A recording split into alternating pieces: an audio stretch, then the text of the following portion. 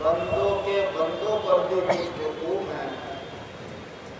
اور یہ اخلاقی طور سے اللہ تعالیٰ نے کچھ حقوق کو فرض کیا ہے اور کچھ کو واجب قرار دیا ہے۔ ان میں سے ایک حق یہ بھی ہے کہ جب کسی مسلمان بہن یا بھائی کا انتقال ہو جائے تو اس کو غسل دینا بھی فرض ہے، فرض علی الکفایہ،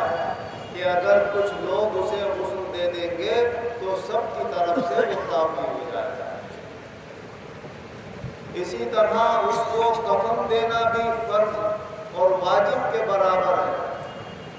کیونکہ اسلام میں واجب کو بھی فرض کی طرح سمجھا جاتا ہے، تو کفن دینا بھی اسے فرض ہے اگر میسر ہو، اور یہ بھی فرض علی الکفایہ ہے کہ اگر اس کے پاس اللہ نے اتنا مال دیا تھا کہ وہ چھوڑ کر گیا ہے تو سب سے پہلے اس کے مال میں سے اس کے کفن دفن کا انتظام کیا جائے گا۔ اس کی قبر کی کھدائی میں جو خرچ آئے گا، غسل دینے میں کوئی خرچ آیا، اگر کوئی اجرت پر ملا مزدوری پر غسل دینے کے لیے اور اپنے ثواب کے لیے نہیں دیا کسی نے تو اس میں جو خرچ آئے گا، کفن کے خریدنے میں جو خرچ آئے گا، یہ اس کے مال میں سے پیسے نکالنا لازم اور ضروری ہے، اور پہلے یہ واجب ہے کہ اس کا یہ حق ادا کیا ہے۔ حضور نبی اکرم صلی اللہ علیہ وسلم کی بیٹی حضرت زینب کا جب انتقال ہوا، اور یہ نکاح میں تھی حضرت ابو العاص رضی اللہ عنہ، اور حضور صلی اللہ علیہ وسلم کی یہ سب سے بڑی بیٹی ہے، تو حضرت ام عطیہ رضی اللہ عنہ روایت کرتی ہیں کہ حضور صلی اللہ علیہ وسلم نے ارشاد فرمایا کہ انہیں جب غسل دیو تو اس بات کا لحاظ رکھنا کہ طاق عدد ہو، 3 بار میں بدن صاف ستھرا ہو جائے تو 3 بار میں، 3 بار میں نہ ہو تو 5 بار غسل دیو، اور اگر اس سے زیادہ بھی ضرورت پڑے تو مقصود کوئی عدد نہیں ہے وہاں پر، مقصد جو ہے اس کا خوب صاف ستھرا کر دینا ہے اسے غسل دے کر اسے نہ، اور فرمایا حضور صلی اللہ علیہ وسلم نے کہ ان کے جسم کے داہنی طرف سے ہر چیز شروع کرنا، اور جو وضو کے مقامات ہیں وہاں سے شروعات کرنا۔ تو غسل دینے والے جانتے ہی ہیں کہ اس کا کیا طریقہ ہوتا ہے، کہ پہلے استنجا کرایا جاتا ہے، پھر جیسے ہم وضو کرتے ہیں ویسے ہی اسے وضو کرایا جاتا ہے، اور جہاں ہم پہلے سیدھا ہاتھ دھوتے ہیں ایسے اس کا سیدھا ہاتھ دھویا جاتا ہے، ہم بعد میں الٹا ہاتھ دھوتے ہیں اس کا بھی الٹا ہاتھ دھویا جاتا ہے، اور پھر وضو کے بعد پھر اسے غسل دیا جاتا ہے، اس کے بدن کو دھو کر صاف ستھرا کیا جاتا ہے، اور جب غسل مکمل ہو جائے تو پھر اس کے کفن میں اسے لپیٹنے کی تیاری کی جائے۔ جب ان کا غسل ہو گیا حضرت زینب کا، تو حضور صلی اللہ علیہ وسلم نے اپنا تہبند کھول کر اس کی جگہ گھر میں جا کر دوسرا باندھا، اور یہ تہبند بدن سے کھول کر عورتوں کی طرف پھینکا، اور فرمایا یہ ان کے زینب کے بدن سے لگا، کہ حضور صلی اللہ علیہ وسلم کے مبارک جسم سے لگا ہوا کپڑا اب آپ کی بیٹی کے مبارک جسم سے لگ جائے۔ اس سے علماء کرام فرماتے ہیں کہ تبرک بآثار الصالحین کے ثبوت پر یہ بہت بڑی حدیث موجود ہے اور بہت بڑی دلیل موجود ہے کہ اللہ تعالیٰ کے رسول حضرت محمد مصطفیٰ صلی اللہ علیہ وسلم نے اپنے مبارک بدن سے لگے ہوئے کپڑے کی برکت اپنی بیٹی تک پہنچائی۔ تو فرمایا اگر کوئی کسی سے عقیدت و محبت رکھتا ہے اور کوئی واقعی نیک ہے، اللہ والا ہے، تو آپ کو تبرکاً اگر اس کا کوئی کپڑا پہننے کو مل جائے، یا انتقال کے بعد کوئی کہہ دیا جائے کہ بھائی پہلے میرے بدن سے یہ لگا دیا جائے، اس کے اوپر سے مجھے کفن دیا جائے، تو فرمایا اس حدیث پاک سے اس کا ثبوت ملتا ہے، تبرک بآثار الصالحین اس سے ثابت ہے۔ اور پھر حضور نبی اکرم صلی اللہ علیہ وسلم کو جیسا کفن دیا گیا، اب امت کے لیے ویسا ہی وہ کفن کا طریقہ سنت ہو گیا۔ کفن لینا واجب ہے، اور کفن کا یہ طریقہ جو حضور صلی اللہ علیہ وسلم کے کفن دینے سے ثابت ہوتا ہے، یہ طریقہ سنت ہے، اور سنت طریقہ کفن دینے کا مرد کے لیے 3 کپڑوں کا، ایک قمیص ہو، ایک تہبند ہوگا اس کا، لفافہ جسے کہتے ہیں پوری چادر ہوتی، تو قمیص تو گلے سے لے کر ٹانگوں تک ہوتا، بیچ میں سے چرا ہوا ہوتا، اور جو تہبند ہے وہ بھی سر سے لے کر پاؤں تک ہوتا ہے، جو لفافہ اور چادر ہوتی ہے وہ بھی سر سے لے کر پاؤں تک ہوتا ہے۔ اور ہدایہ کتاب میں لکھا ہوا ہے کہ اگر اس کفن کے کھل جانے کا اندیشہ ہو تو کسی چیر وغیرہ سے کفن لپیٹ کر اسے باندھ بھی دیا جائے، اور فرمایا اس کا بہتر طریقہ یہ ہے کہ سب سے پہلے تو جو بڑی چادر ہوتی ہے جسے لفافہ کہتے ہیں وہ بچھایا جائے،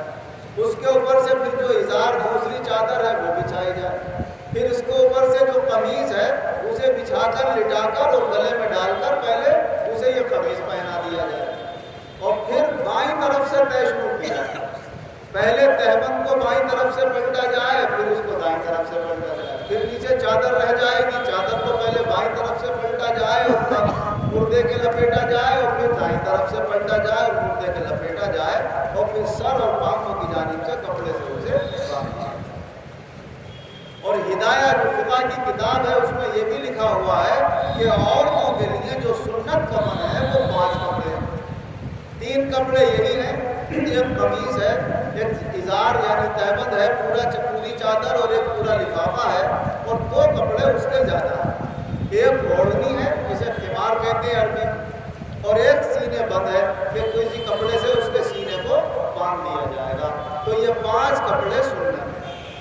اور فرمایا ایک ہوتا ہے ضرورت کا کفن کہ اگر کوئی غریب آدمی ہے 3 کپڑے میسر نہیں ہے اسے، تو کم سے کم مرد کو 2 کپڑوں میں کفن دینا چاہیے اور عورت کو کم سے کم 3 کپڑوں میں دینا چاہیے۔ اور ایک کفن ہوتا ہے انتہائی مجبوری کی حالت کہ اگر اس وقت ایک کپڑا ہی میسر آ جائے تو مرد کے لیے ایک کپڑا ہی کافی ہے، اور عورت کے لیے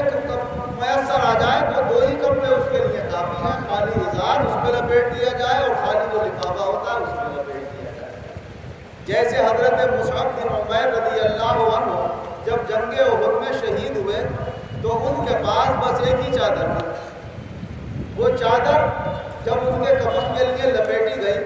تو اگر ٹانگوں کی طرف سے اسے پورا کرتے تھے تو سر کھل جاتا، سر کی طرف سے پورا کرتے تھے تو ٹانگیں کھل جاتی تھی، پورے جسم کو ڈھانکنے والی وہ چادر بنی۔ تو حضور صلی اللہ علیہ وسلم نے فرمایا سر کی طرف سے چادر لپیٹ دو، سر کی طرف سے ڈھانپ دو پوری چادر، اور پاؤں کا جو حصہ کھلا رہ جائے، جس خیر گھاس ہوتی تھی عرب میں، فرمایا وہ گھاس ڈال دو اس کے اوپر۔ حضرت عبد الرحمن ابن عوف رضی اللہ عنہ ایک دن شام کو اپنا روزہ افطار کرنے کے لیے بیٹھے، طرح طرح کی نعمتیں سامنے رکھی ہوئی، تو ایک دم یاد آ گیا انہیں کہ حضرت مصعب بن عمیر رضی اللہ عنہ کے ساتھ کفن کا یہ معاملہ ہوا کہ اتنی غربت تھی مسلمانوں کے پاس کہ پوری چادر بھی نہیں تھی کہ جس سے سر بھی ڈھک جاتا اور پاؤں بھی ڈھک جاتا۔ فرمانے لگے مصعب بن عمیر تو مجھ سے زیادہ اچھا تھا، اس کو بیچارے کو اتنی نعمتیں نہیں مل سکتی۔ پھر یہ فرمایا حضرت حمزہ تو حضور کے چچا تھے، وہ بھی جنگ احد میں شہید ہوئے، وہ بھی مجھ سے بہتر تھے، مگر وہ بھی اللہ کی نعمتوں سے اتنا فائدہ نہیں اٹھا سکے۔ آج میرے پاس ہر طرح کے کپڑے ہیں، ہر طرح کے کھانے ہیں، مجھے ڈر لگ رہا ہے کہ میری نیکیوں کا بدلہ اللہ نے دنیا میں تو نہیں دے دیا۔ یہ کہہ کر رونا جو شروع کیا تو افطار سے تھوڑا بہت جو بھی چکھا انہوں نے پانی اور کھجور کا جاؤ لے جاؤ، دل میں چاہتا۔ تو یہ حضرات تھے کہ انہیں جب یہ یاد آتا تھا ان کو وہ زمانہ جو ابتدائے اسلام کا تھا کہ کیسی دشواریوں اور مشکلوں سے ان کی گزر ہوئی، تو کبھی کبھی دنیا میں ایسے حالات و واقعات جنگ کے موقع پہ آ جاتے، یا کوئی سب بیماری ایسی ہوتی ہے جیسے کورونا وغیرہ آیا تھا، انتقال پہ انتقال، تو لوگوں کے حالات نہیں ہو پاتے اتنے، یا میسر نہیں ہو پاتا اتنا کپڑا، تو مجبوری کی حالت میں جتنا بھی میسر ہو جائے اس میں کفن دے دیا جائے، یہ ضرورت کا اور مجبوری کا کام۔ اور یہ تمام اللہ نے اپنے بندوں کے اوپر حقوق رکھے ہیں اور ان کا لحاظ رکھنا چاہیے۔ حضور صلی اللہ علیہ وسلم نے ارشاد فرمایا مردے کو اتنی قیمت کے کپڑوں میں کفن دینا چاہیے جتنی قیمت کے وہ زندگی میں پہننا پسند کرتا ہے۔ اور حضرت علی کرم اللہ وجہہ روایت کرتے ہیں کہ حضور صلی اللہ علیہ وسلم نے ارشاد فرمایا کہ زیادہ قیمتی کپڑے میں بھی کفن نہیں دینا چاہیے، کیونکہ یہ قبر میں جائے گا تو یا تو پھر وہاں پر چھپ گیا، کسی کو نظر بھی نہیں آ رہا ہے کہ وہ اس کے کپڑوں کو دیکھ کر یہ کہ بھائی بڑا عمدہ کپڑا ہے، اور اگر خراب ہوگا تو وہاں پر گل سڑ کر خراب ہو درمیانی کپڑا ہونا چاہیے۔ اور یہ بھی فرمایا حضور صلی اللہ علیہ وسلم نے کہ تم سفید کپڑے پہننے کو زیادہ پسند کیا کرو، سفید کپڑے جو ہوتے ہیں وہ سارے کپڑوں کے مقابلے میں زیادہ اچھے ہوتے ہیں، اور فرمایا سفید کپڑوں میں ہی اپنے مردوں کو دفن دیا تھا۔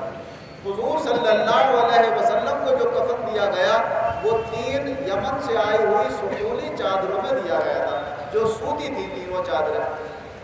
ایک کو وہی قمیص بنا دیا گیا تھا، ایک کو ازار بنا دیا گیا، اور ایک کو لفافہ بنا دیا گیا، اور ان 3 کپڑوں میں کفن دیا گیا حضور نبی اکرم صلی اللہ علیہ وسلم کا، اور وہ تینوں چادریں سفید تھیں۔ تو جیسا حضور پسند فرماتے تھے اللہ نے ویسا ہی آپ کو وہ کفن عطا فرمایا۔ اللہ جل شانہ و عم نوالہ ہماری جب تک کی زندگی ہو یہاں کی ضرورتیں بھی اللہ بہتر طریقے سے پوری فرمائے، جب خاتمہ فرمائے آسانی کے ساتھ ایمان و عزت کے ساتھ فرمائے، اور آخرت میں بھی اللہ ایمان و عزت کے ساتھ اچھی کامیابی عطا فرمائے۔